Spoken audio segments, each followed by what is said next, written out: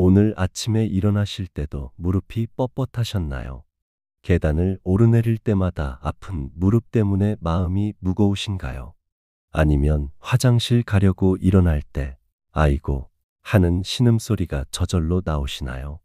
저는 45년간 정형외과 전문의로 활동해 온 김건수입니다.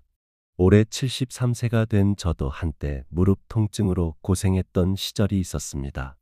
그때 제 상황을 생각하면 지금도 아찔해요. 의사라는 직업이 무색할 정도로 제 무릎은 관절염과 연골 손상으로 엉망이었어요. 특히 25년 전 의료 봉사로 네팔 히말라야를 다녀온 후 제 무릎은 완전히 달라져 버렸습니다. 고산지대에서 2개월간 무리한 활동을 한 결과 양쪽 무릎이 부어오르고 걸을 때마다 극심한 통증이 있었거든요. 히말라야에서 돌아온 지 일주일도 안 되어 무릎이 심하게 붓기 시작했어요. 처음에는 단순한 피로 때문이라고 생각했죠.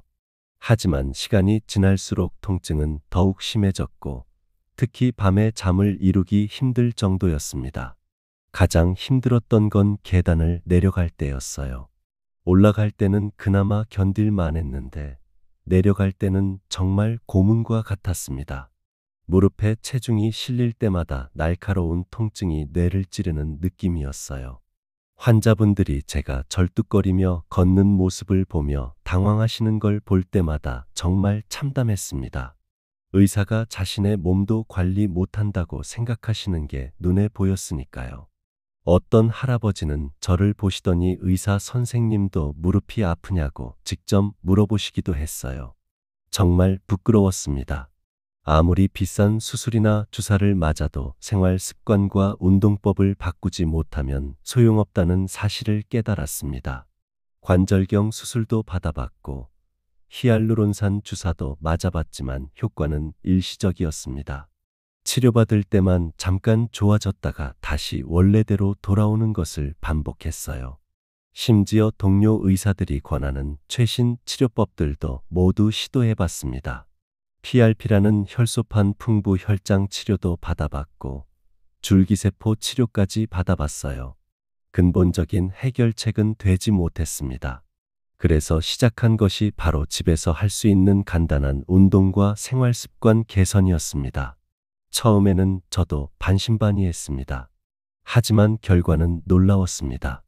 무릎 건강이 얼마나 중요한지 알고 계시나요? 무릎은 단순히 다리를 움직이는 관절이 아닙니다. 우리 삶의 질을 결정하는 가장 중요한 신체 부위 중 하나예요.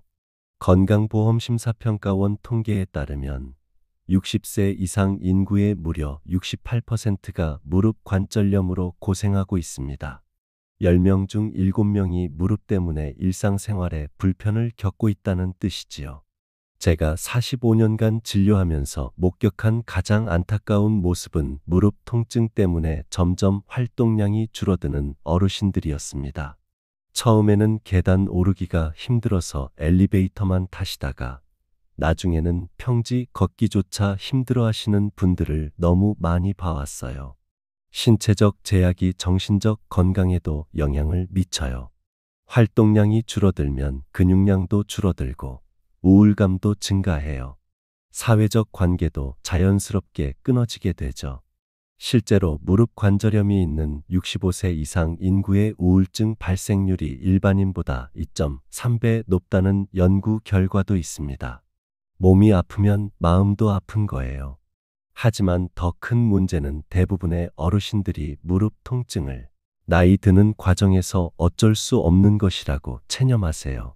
그래서 적극적인 치료나 관리를 포기하시는 경우가 많아요. 제가 30년간 연구하고 직접 경험한 비법을 공개해 드릴게요. 바로 무릎 주변 근육 강화와 관절 가동 범위 확대를 위한 5단계 운동법입니다. 대퇴사두근의 등척성 수축이 무릎 연골에 영양분을 공급하고 햄스트링의 유연성 증가가 관절 부담을 줄여줍니다. 여기에 고관절과 발목 근육의 강화까지 더해지면 시너지 효과로 무릎 통증이 놀라울 정도로 빨리 개선됩니다. 약물이나 주사가 아닌 자연스러운 방법이기 때문에 고혈압이나 당뇨가 있어도 안전하게 할 수 있어요. 무릎 관절염의 진짜 원인부터 정확히 알아보겠습니다. 대부분 사람들이 단순히 나이 탓이라고 생각하는데 실제로는 무릎 주변 근육의 불균형과 잘못된 생활 습관이 주요 원인입니다. 첫 번째 원인은 대퇴사두근의 약화예요. 무릎 앞쪽에 있는 4개의 근육인데요. 나이가 들면서 가장 먼저 약해지는 근육으로 30세 이후부터 매년 1에서 2%씩 근육량이 감소하는데 특히 대퇴사두근은 3에서 4%씩 줄어들어요. 이 근육이 약해지면 무릎뼈가 제자리를 유지하지 못하고 연골에 비정상적인 압력이 가해집니다. 마치 문짝을 지탱하는 경첩이 약해지면 문이 삐걱거리고 제대로 닫히지 않는 것과 같은 원리예요. 두 번째 원인은 햄스트링과 종아리 근육의 경직이죠. 허벅지 뒤쪽과 종아리 근육이 딱딱하게 굳으면 무릎을 완전히 펴거나 구부릴 수 없어요. 이런 상태에서 걸으면 무릎 관절에 계속 무리가 가해집니다. 세 번째 원인은 고관절과 발목의 기능 저하입니다. 무릎은 고관절과 발목 사이에 있는 관절이에요. 위아래 관절이 제 기능을 못하면 무릎이 그 부담을 모두 떠안게 됩니다. 특히 고관절의 외전근, 엉덩이 옆쪽 근육이 약해지면 걸을 때 무릎이 안쪽으로 꺾이는 현상이 생겨요. 이를 니 밸그스라고 하는데 무릎 내측 연골을 빠르게 닳게 만드는 주요 원인 중 하나입니다. 발목의 경우도 마찬가지예요. 발목이 딱딱해지면 걸을 때 충격 흡수가 제대로 되지 않아서 그 충격이 고스란히 무릎으로 전달됩니다. 네 번째 원인은 잘못된 보행 패턴입니다. 무릎이 아프기 시작하면 아픈 것을 피하려고 절뚝거리며 걷게 돼요. 이렇게 비정상적으로 걷다 보면 다른 쪽 무릎과 허리, 발목까지 문제가 생깁니다. 다섯 번째 원인은 비만과 대사질환이죠. 가장 놀라운 건 비만도 직접적인 원인이 된다는 사실입니다. 체중이 1kg 늘어나면 무릎에는 3에서 4kg의 부담이 추가로 가해져요. 계단을 오를 때는 무려 7에서 8배의 압력이 가해지거든요. BMI 25 이상인 분들의 무릎 관절염 발생률이 정상 체중인 분들보다 2.5배 높다는 연구 결과가 있습니다. 하지만 단순히 체중의 문제만이 아니에요. 비만이 있으면 염증 물질이 많이 분비되는데 이 염증 물질들이 관절 연골을 직접 손상시킵니다. 특히 내장지방에서 분비되는 사이토카인이라는 물질이 관절 염증을 악화시키는 주요 원인이에요. 당뇨병이 있으신 분들도 주의해야 해요. 고혈당 상태가 지속되면 관절 연골의 재생 능력이 떨어지고 혈관 건강도 나빠져서 무릎 관절로 가는 영양분 공급이 감소합니다. 여섯 번째 원인은 호르몬 변화입니다. 특히 여성분들의 경우 폐경 후 에스트로겐 분비가 감소하면서 무릎 관절염이 급격히 증가해요. 에스트로겐은 연골 건강을 유지하는 데 중요한 역할을 하거든요. 실제로 50세 이상 여성의 무릎 관절염 발생률이 남성보다 3배 이상 높습니다. 폐경 후 10년 내에 무릎 관절염이 생기는 경우가 전체의 70% 이상이에요. 인터넷에 떠도는 무릎 관리법들을 보면 정말 기가 막힐 노릇입니다. 무릎에 찜질팩만 붙이는 등, 무작정 걷기 운동만 하라는 등 온갖 위험한 정보들이 넘쳐나요. 진료실에 한 분이 무릎을 부여잡고 들어오셨어요. 양쪽 무릎이 퉁퉁 붓고 열까지 나는 상태였습니다. 알고 보니 인터넷에서 본 무릎에 좋다는 등산을 매일 3시간씩 한 달간 했다는 거예요. 그분은 등산이 무릎 근육을 강화시킨다는 유튜브 영상을 보고 시작하셨대요.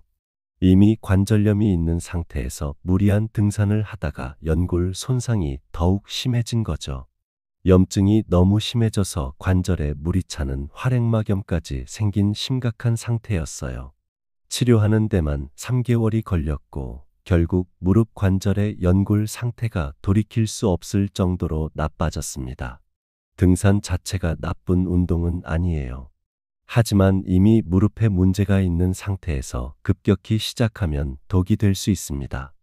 특히 내리막길에서는 무릎의 체중의 8-10배까지 하중이 가해지거든요. 또 다른 온찜질만 계속하시는 분이 계셨어요.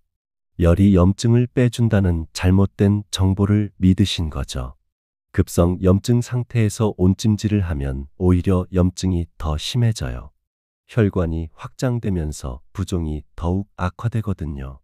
하루 만보 걷기가 건강에 좋다는 것은 맞아요. 하지만 무릎 상태를 고려하지 않고 무작정 걷기만 하면 위험합니다. 또 한약재나 건강식품에만 의존하시는 분들도 많아요. 물론 도움이 되는 것들도 있지만 이것만으로는 근본적인 해결이 어려워요. 이런 무분별한 민간요법들이 왜 위험한지 정확히 알려드릴게요. 첫째, 개인의 상태를 전혀 고려하지 않습니다. 급성 염증이 있는 분과 만성 퇴행성 관절염이 있는 분의 치료법은 완전히 달라야 해요. 같은 무릎 통증이라도 원인과 상태에 따라 정반대의 치료가 필요할 수 있거든요. 둘째, 운동 강도를 무시합니다. 많이 걸으면 무릎이 좋아진다고 하는데 이미 손상된 무릎에 과도한 부하를 주면 오히려 더 악화됩니다. 적절한 강도와 횟수를 지키지 않으면 독이 되는 거예요. 셋째, 과학적 근거가 전혀 없습니다.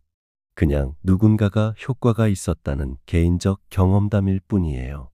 의학적으로 검증된 내용은 하나도 없습니다. 넷째, 시간적 손실이 큽니다. 효과 없는 치료에 몇 개월을 허비하는 동안 무릎 상태는 더욱 악화됩니다. 조기 치료가 중요한 무릎 질환에서는 이런 시간 손실이 치명적일 수 있어요. 이제 정말 효과적인 무릎 회복법의 비밀 5단계 무릎 재활 운동법을 알려드릴게요. 단계별로 차근차근 해보세요. 첫 번째 단계로 허벅지 앞쪽 근육을 키우는 운동이에요. 이 운동은 먼저 의자에 앉아서 다리 펴는 거예요. 의자의 등을 편안하게 기대고 앉아서 양손으로는 의자 양쪽을 꽉 잡아서 몸이 흔들리지 않게 하시고 한쪽 다리를 천천히 쭉 펴서 5초 동안 그대로 두세요. 이때 발목을 몸쪽으로 당기는 게 핵심이에요. 발가락이 천장을 보도록 하시면 돼요. 각 다리마다 10번씩 하루에 3번 해주세요. 처음에는 3초만 버텨도 충분해요. 무릎이 아프면 바로 멈추세요. 그 다음 바닥에 누워서 다리 들어 올리는 운동이에요. 바닥에 편안하게 누워 한쪽 무릎은 구부려서 발을 바닥에 붙이시고 반대쪽 다리는 쭉 펴서 발끝을 몸쪽으로 당기세요. 편 다리를 바닥에서 15cm 정도 들어 올려서 5초 동안 그대로 있어 보세요. 그 다음에 천천히 내리시고 각 다리마다 10번씩 해주세요. 그리고 벽에 기대서 앉았다 일어서는 거예요. 벽에 등을 기대고 서서 발은 벽에서 30cm 정도 떨어뜨리고 어깨만큼 벌리세요. 의자에 앉는 것처럼 천천히 앉는데 무릎을 90도까지만 구부리세요. 5초 동안 그 자세 유지하고 천천히 일어서세요. 10번씩 3번 하는 게 목표예요. 무릎이 발끝보다 앞으로 나오면 안 돼요. 처음에는 의자에 살짝 앉는 정도로만 해도 괜찮아요. 두 번째 단계로 몸을 부드럽게 만드는 운동이에요. 허벅지 뒤쪽 근육 늘리는 방법부터 해볼까요? 먼저 의자에 앉아서 한쪽 다리를 쭉 뻗으세요. 발끝을 몸쪽으로 당기면서 상체를 살짝 앞으로 기울여 보세요. 허벅지 뒤쪽이 당기는 느낌이 들면 그 상태로 30초 동안 있어 주세요. 양쪽 다리 각각 3번씩 하시면 돼요. 그리고 바닥에 누워서 수건이나 밴드를 발바닥에 걸치세요. 무릎을 편 상태로 다리를 천천히 가슴 쪽으로 당겨주세요.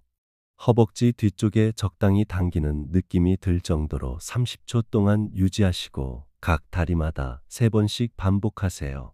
그리고 계단을 이용하는데 계단 첫 번째 단에 한쪽 발 뒤꿈치를 올려놓으세요. 무릎을 편 상태에서 상체를 앞으로 살짝 숙이시면 허벅지 뒤쪽 근육이 늘어나는 느낌이 들 거예요. 30초 동안 그대로 있어 주세요. 이번에는 종아리 근육 늘리는 방법이에요. 벽에 손을 대고 서서 한쪽 발을 뒤로 빼고 뒤꿈치를 바닥에 꼭 붙이세요. 앞쪽 무릎은 살짝 구부리고 뒤쪽 다리는 쭉 펴서 30초 동안 종아리 근육을 늘려주세요. 그리고 바닥에 앉아서 다리를 앞으로 쭉 뻗으세요. 수건을 발바닥에 걸치고 양손으로 잡아서 발끝이 몸쪽으로 오도록 천천히 당겨주세요. 종아리 근육이 늘어나는 느낌을 30초 동안 느껴보세요. 세 번째 단계로 관절을 부드럽게 움직이는 운동이에요. 무릎 구부리는 운동을 3단계로 나누어서 해보세요. 쉬운 단계부터 시작해 볼까요? 바닥에 앉아서 다리를 쭉 뻗으세요. 한쪽 무릎을 천천히 가슴 쪽으로 당겨보세요. 최대한 구부린 상태에서 10초 동안 그대로 있다가 천천히 펴세요. 각 다리마다 10번씩 해주세요. 그 다음 의자에 앉아서 발 뒤꿈치를 의자 다리 쪽으로 당겨보세요. 무릎이 최대한 구부러질 때까지 천천히 당기시고 15초 동안 유지한 다음 천천히 풀어주세요. 마지막 단계로 서 있는 상태에서 한쪽 발목을 손으로 잡으세요. 발 뒤꿈치가 엉덩이에 닿을 정도로 당겨보세요. 균형 잡기 어려우시면 벽이나 의자를 잡고 하셔도 돼요. 무릎 펴는 운동은 바닥에 앉아서 다리를 앞으로 쭉 뻗으세요. 무릎 아래에 수건을 말아서 넣고 무릎으로 그 수건을 바닥으로 꾹 누르는 느낌으로 힘을 주세요. 5초 동안 힘주고 10번 반복하세요. 네 번째 단계는 엉덩이 쪽 근육을 키우는 운동이에요. 엉덩이 들어 올리기 운동이 있어요. 바닥에 누워서 무릎을 구부리고 발을 바닥에 붙이고 엉덩이 근육에 힘을 주면서 골반을 위로 들어 올리세요. 어깨부터 무릎까지 일직선이 되도록 5초 동안 유지하고 15번씩 3번 해주세요. 이번에는 옆으로 누워서 아래쪽 다리는 살짝 구부리세요. 위쪽 다리를 쭉 펴서 천천히 위로 들어 올리세요. 45도 정도까지 올린 후 3초 동안 그대로 있다가 천천히 내리세요. 각 쪽마다 12번씩 반복하세요. 이번에는 의자나 테이블을 잡고 서세요. 한쪽 다리를 뒤로 천천히 들어 올리는데 무릎을 구부리지 말고 쭉 편 상태로 유지하세요. 3초 동안 그대로 있다가 천천히 내리세요. 각 다리마다 10번씩 3번 해주세요. 5번째 단계는 균형 잡는 한 발로 서기 운동이에요. 의자나 벽을 가볍게 잡고 한 발로 서서 30초 동안 균형을 잡아보세요. 점점 익숙해지면 손의 도움을 조금씩 줄여가며 연습해보세요. 각 발로 3번씩 해주세요. 계단 오르는 운동이 있어요. 계단 첫 번째 단에 한 발을 올려놓고 천천히 올라가서 두 발로 서고 다시 천천히 내려와서 시작 자세로 돌아가세요. 각 다리로 시작해서 10번씩 반복하세요. 다음은 가벼운 스쿼트 운동이에요. 발을 어깨 너비로 벌리고 서서 의자에 앉는 것처럼 천천히 앉았다가 일어서세요. 무릎이 발끝을 넘어가지 않도록 조심하시고 15번씩 3번 하는 게 목표예요. 모든 운동은 천천히 본인 속도에 맞춰서 하세요. 아프면 바로 멈추시고 무리하지 마세요. 꾸준히 하는 게 제일 중요해요. 실제로 이 운동법으로 놀라운 변화를 경험한 분들이 있어요. 광주 서구 이영자 할머니 74세는 당뇨병이 있어서 약물 치료에 제한이 있었거든요.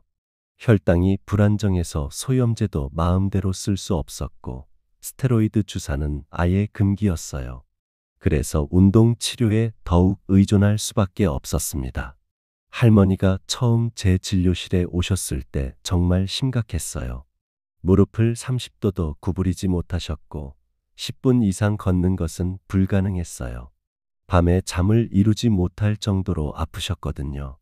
선생님, 저는 이제 죽을 때까지 이 고통을 안고 살아야 하나요? 할머니가 눈물을 흘리시며 하신 말씀이 지금도 기억에 생생해요. 처음 3주간은 별다른 변화를 못 느끼셨어요. 오히려 운동 후에 약간의 근육통만 있어서 그만둘까 고민도 하셨죠. 하지만 제가 6주는 꾸준히 해보시라고 말씀드렸거든요. 40년 동안 약해진 근육이 3주 만에 좋아질 수는 없어요. 4주째부터 아침에 일어날 때 무릎이 덜 뻣뻣한 느낌이 든다고 하시더라고요. 5주째에는 화장실을 갈 때, 아이고, 소리가 줄어들었다고 하셨어요. 6주 후에는 계단을 오를 때 통증이 절반 이상 줄어들었죠. 가장 놀라운 변화는 8주 후였어요. 무릎을 거의 완전히 구부릴 수 있게 되셨고, 30분 이상 연속으로 걸을 수 있게 되셨거든요. 3개월 후에는 동네 할머니들과 함께 등산까지 하시게 되었어요. 물론 처음에는 30분 코스부터 시작하셨지만 지금은 2시간 코스까지 무리 없이 다니십니다. 가장 기뻐하신 건 혈당 관리가 훨씬 쉬워졌다는 거예요. 활동량이 늘어나면서 자연스럽게 혈당이 안정되었거든요. 당화혈색소 수치가 8.2%에서 7.1%로 떨어졌어요. 자, 이제 여러분이 가장 궁금해하시는 도대체 어떻게 시작해야 하나에 대해서 차근차근 말씀드릴게요. 첫째 주는 몸이 적응하는 시기예요. 처음에는 정말 조금씩 시작하세요. 하루에 10분에서 15분 정도만 하시면 돼요. 각 동작도 5번씩만 하세요. 운동하다가 아프면 바로바로 멈추세요. 괜찮다고 억지로 하시면 안 돼요.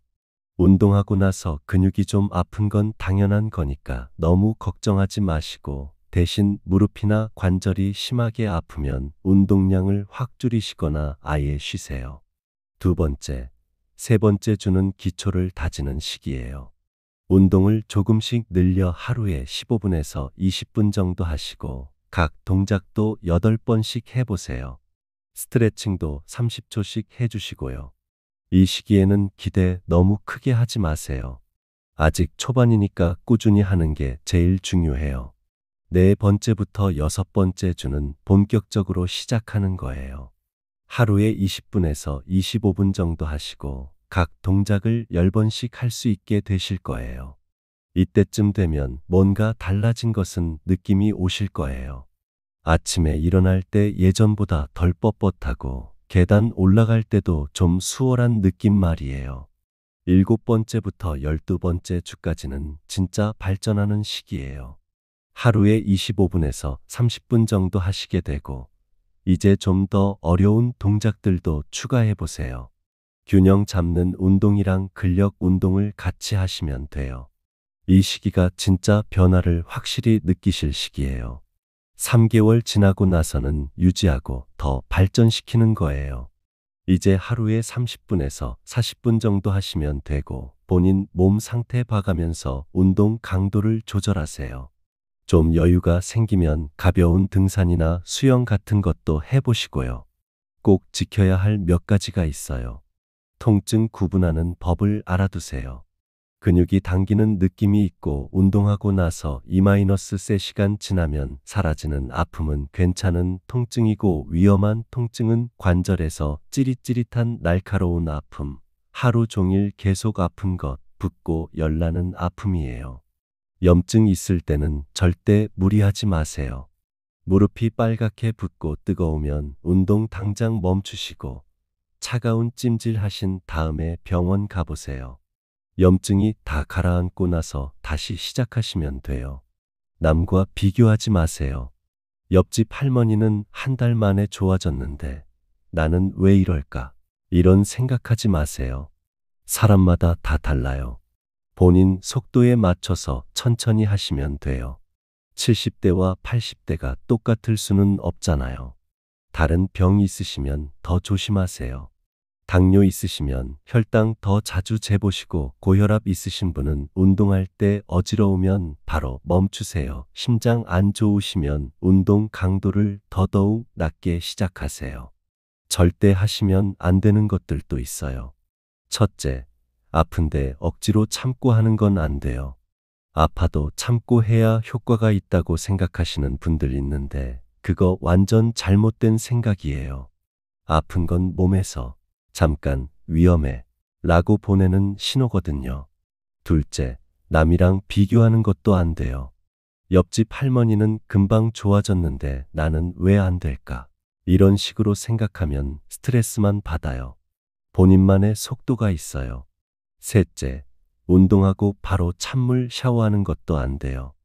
운동 끝나자마자 찬물로 샤워하거나 얼음찜질 하시면 근육 회복에 안 좋아요. 좀 식히고 나서 하세요. 넷째, 준비 운동이랑 정리 운동 안 하는 거 안 돼요. 에이, 그냥 바로 해도 되겠지. 하시면 안 돼요.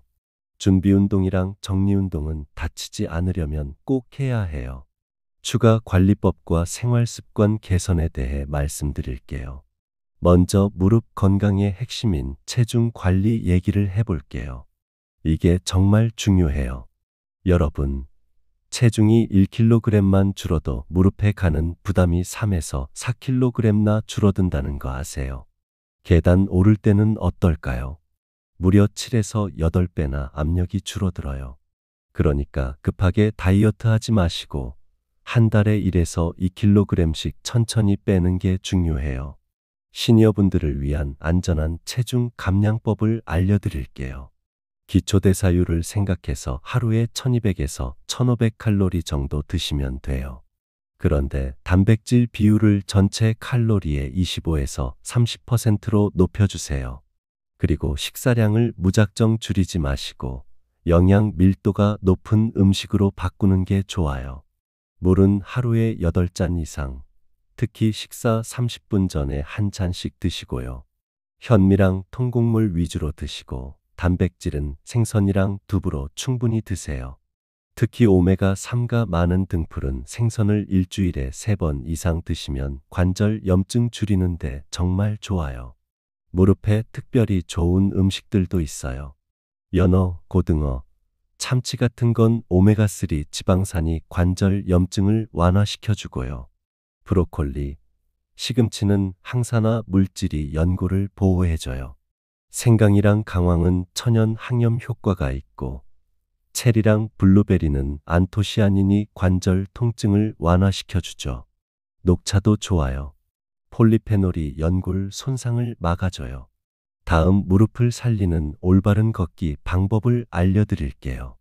많은 분들이 무릎이 아프다고 아예 걷기를 포기하시는데 이거는 더 큰 문제를 만들어요. 정확한 걷기 자세부터 말씀드릴게요. 발 뒤꿈치부터 땅에 닿게 하셔야 해요. 보폭은 자기 키에서 100을 뺀 센티미터 정도가 딱 좋아요. 키가 160cm면 보폭은 60cm 정도요. 팔을 자연스럽게 흔들면서 걸으세요. 이게 무릎 부담을 30%나 줄여줘요. 상체는 곧게 세우고 턱은 살짝 당기세요. 처음에는 15분 걷고 5분 쉬는 패턴으로 시작하시면 돼요. 걷기 운동도 단계별로 해야 해요. 1에서 2주차에는 하루 15분씩 평지에서만 걸으세요. 3에서 4주차에는 하루 20에서 25분, 약간의 경사로도 포함시키고요. 5에서 8주차에는 하루 30분 다양한 지형에서 걸으시면 돼요. 9주차 이후에는 개인 체력에 맞춰서 시간을 조절하시면 되고요. 세 번째는 무릎을 보호하는 첫걸음은 신발 선택에 있어요. 신발 하나로도 무릎 건강이 크게 달라져요. 최적의 신발 조건은 굽 높이는 2에서 3cm가 좋아요. 완전히 평평하면 오히려 무릎에 부담이 가거든요. 발 뒤꿈치 부분에 충분한 쿠션이 있어야 하고 발 아치를 적절히 받쳐주는 구조여야 해요. 사이즈는 발가락과 신발 끝 사이에 1-1.5cm 정도 여유가 있어야 해요. 너무 딱딱하거나 너무 푹신한 신발은 오히려 무릎에 부담을 줘요. 특히 슬리퍼나 샌들로 장시간 걷는 건 정말 안 좋아요. 신발 교체 시기도 알아두세요. 운동화 밑창이 한쪽으로 기울어지거나 뒤꿈치 부분이 눌려서 복원이 안 되거나 신발 안쪽 쿠션이 눌러졌을 때예요. 일반적으로는 6개월에서 1년마다 바꾸시는 게 좋아요. 네 번째는 온찜질과 냉찜질을 구분해서 쓰는 거예요. 이 부분에서 많은 분들이 실수를 하고 계세요. 냉찜질이 필요한 때는 언제일까요? 무릎이 빨갛게 붓고 열이 날 때, 운동 직후 무릎이 아플 때, 급하게 다친 직후 24시간에서 48시간 동안은 얼음팩을 수건에 싸서 15에서 20분간 해주시면 돼요. 온찜질이 필요한 때는 만성적으로 뻣뻣하고 둔한 통증이 있을 때, 아침에 일어났을 때 관절이 굳어 있을 때, 운동하기 30분 전에 근육을 풀어줄 때예요. 따뜻한 팩이나 온수병을 15에서 20분간 해주시면 돼요. 다섯 번째는 수면이에요. 충분하고 질 높은 수면이 무릎 회복에 꼭 필요해요. 수면 중에 연골이 회복되고 염증이 감소하거든요. 무릎에 좋은 수면 자세는 옆으로 누워서 무릎 사이에 베개를 끼우거나 바로 누워서 무릎 아래에 쿠션을 받치시면 돼요. 엎드려 자는 건 절대 안 돼요. 무릎에 과도한 압력이 가거든요. 수면 환경도 중요해요. 침실 온도는 18에서 20도로 유지하시고, 침대는 너무 딱딱하지도 푹신하지도 않게 하세요. 잠들기 2시간 전에 따뜻한 목욕을 하시면 혈액순환이 좋아져요. 여섯 번째는 스트레스 관리예요. 스트레스가 무릎 통증을 악화시킨다는 거 아세요? 스트레스 호르몬인 코르티솔이 염증을 증가시키고 통증을 더 민감하게 만들어요. 스트레스 해소법으로 심호흡 연습부터 해보세요. 478 호흡법이라고 해서 4초 들이쉬고 7초 참고 8초 내쉬는 거예요. 명상이나 요가도 하루 10분씩이라도 꾸준히 하시면 좋고요. 독서, 그림, 음악 감상 같은 취미 활동도 도움이 돼요. 가족이나 친구들과 정기적으로 만나는 것도 중요하고요. 일곱 번째는 계절에 따른 무릎 관리예요. 봄철에는 꽃가루 알레르기가 염증을 악화시킬 수 있어요. 온도 변화가 클 때 무릎 보온에 신경 쓰시고 가벼운 야외 활동으로 활동량을 점진적으로 늘려보세요. 여름철에는 에어컨 바람에 무릎이 직접 노출되지 않게 조심하시고 충분한 수분을 섭취해서 관절액 생성을 도와주세요. 수영이나 물속 걷기 운동도 적극 활용하시면 좋아요. 가을철에는 기온이 떨어지면서 관절이 경직될 수 있으니까 주의하세요. 등산은 무릎 상태를 확인한 후에 신중히 결정하시고 겨울 준비를 위해서 근력 강화에 집중하세요. 겨울철에는 실내 온도 유지와 무릎 보온을 철저히 하세요. 비타민 D 부족을 예방하기 위해서 영양제도 드시고 실내 운동으로 꾸준한 활동량을 유지하시면 돼요. 성공 사례 몇 가지 알려드릴게요. 당뇨병과 무릎 관절염을 함께 극복한 부산 기장군에 사시는 71세 박미경 할머니는 20년간 당뇨병을 앓고 계셨는데 당뇨 합병증으로 혈액순환이 안 좋아서 무릎 관절염이 더 심했어요. 일반적인 염증 주사나 진통제는 혈당에 영향을 줘서 쓰기 어려웠거든요. 할머니는 처음에 운동하기가 무서우셨대요. 무릎도 아픈데 혈당까지 오를까봐 걱정이 많으셨거든요. 그래서 제가 당뇨 환자용 특별한 운동 프로그램을 제안해드렸어요. 당뇨 환자용 무릎 운동 프로그램은 이래요. 운동 전후의 혈당 체크는 필수고 운동 강도를 기존의 70% 수준으로 조절해요. 운동 시간도 10분씩 나누어서 하루 3회 하시고 혈당이 250mg DL 이상일 때는 운동하면 안 돼요. 놀랍게도 할머니는 3개월 후에 두 가지가 다 좋아지셨어요. 무릎 통증이 70% 줄었고 당화혈색소도 8.2에서 7.1로 떨어졌어요. 규칙적인 운동이 인슐린 감수성을 높여서 혈당 조절에도 도움이 된 거죠. 지금은 혈당 관리도 안정적이고 무릎 때문에 고생하던 일들이 거의 사라졌어요. 손자랑 함께 동네 한 바퀴 도는 게 가장 큰 즐거움이라고 하시더라고요. 인천 연수구에 사시는 68세 김동원 환자는 고혈압 때문에 매일 여러 가지 약을 드시고 있었어요. 그 중에 이뇨제가 있어서 탈수 위험이 높았고 이게 관절액 생성에도 영향을 주고 있었거든요. 그분은 혈압약 때문에 어지러움증이 있어서 운동하기가 무서우셨어요. 특히 일어설 때 혈압이 급격히 떨어지는 기립성 저혈압 때문에 넘어질까봐 걱정이 많으셨죠. 고혈압 환자용 안전 운동법을 알려드렸어요. 운동 전에 5분간 준비 운동으로 혈압을 안정화시키고 갑작스런 자세 변화는 금지예요. 운동 중에 현기증을 느끼면 즉시 중단하시고 혈압약 복용 시간과 운동 시간도 조절해야 해요. 특히 의자 운동에 집중하셨어요. 앉은 상태에서 할 수 있는 운동들로만 구성해서 안전하게 시작하셨거든요. 4주 후부터는 혈압도 더 안정적이 되시고 무릎 통증도 줄어들기 시작했어요. 6개월 후에는 담당 의사가 혈압약을 한 알 줄여주실 정도로 건강 상태가 개선되셨어요. 규칙적인 운동이 혈관 건강에도 도움이 된 거죠.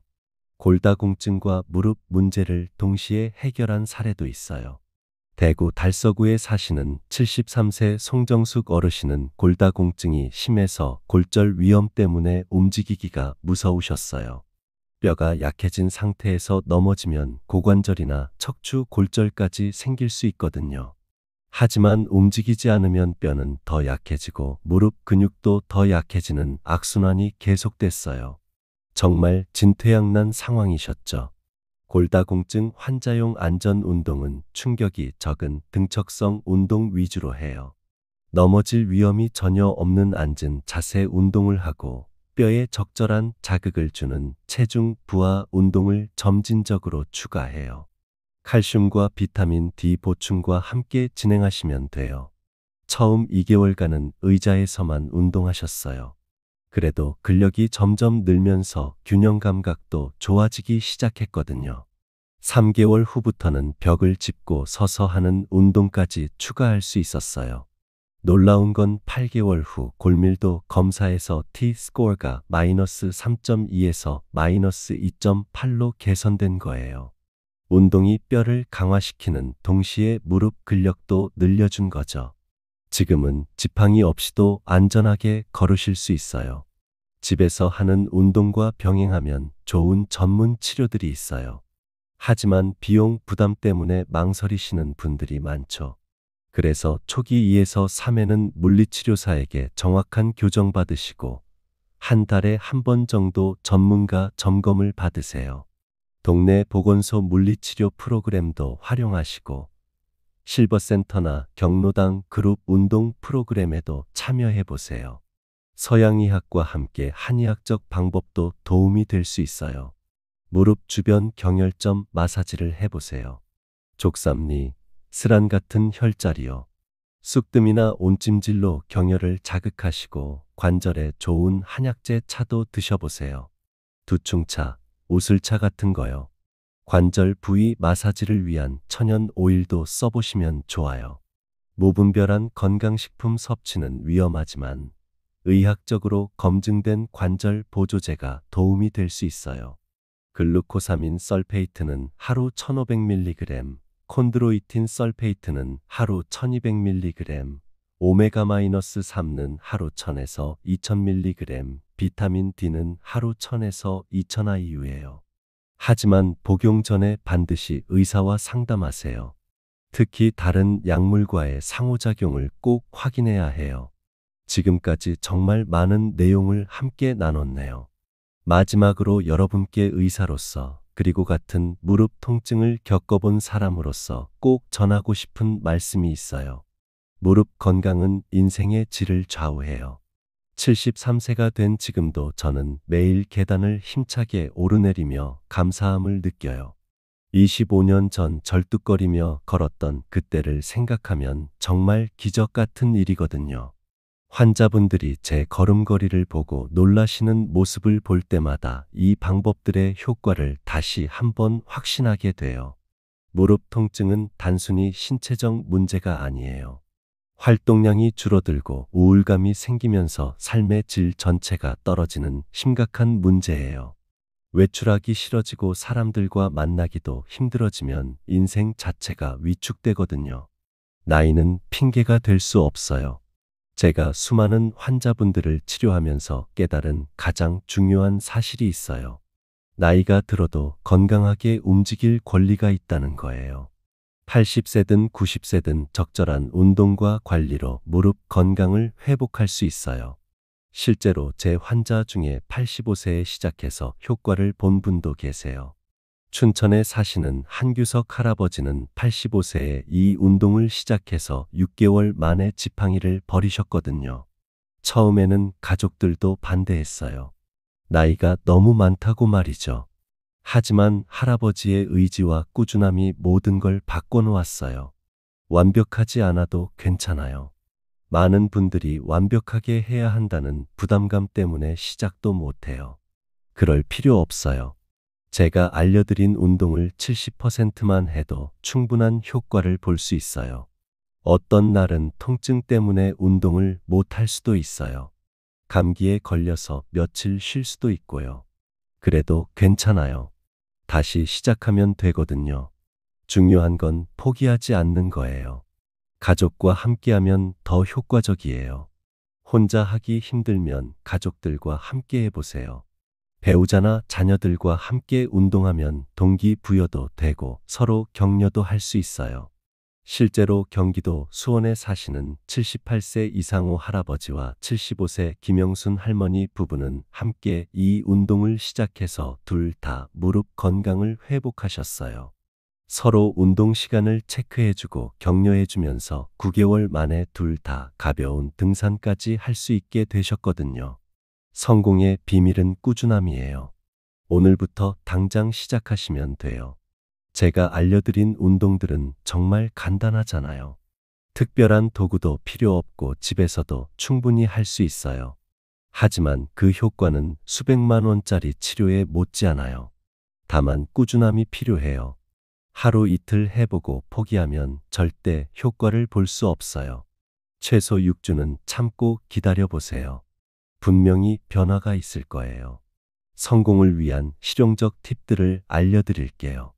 매일 같은 시간에 운동하는 습관을 만드시고 운동 달력을 만들어서 실행한 날에 체크해 보세요. 작은 변화라도 일기에 기록하시고 한 달마다 사진 찍어서 자세 변화를 확인해 보세요. 가족이나 친구에게 진행 상황을 공유하는 것도 좋아요.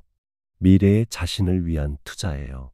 지금 시작하는 이 운동은 미래의 자신을 위한 가장 좋은 투자예요. 5년 후, 10년 후에도 건강하게 걸을 수 있는 자신의 모습을 상상해 보세요. 손자, 손녀들과 함께 놀아주고 여행도 다니고 하고 싶은 일들을 모두 할 수 있는 그런 모습 말이에요. 제가 지금 73세에도 활기차게 살 수 있는 건 25년 전 무릎 통증으로 고생할 때 포기하지 않았기 때문이에요. 여러분도 분명히 할 수 있어요.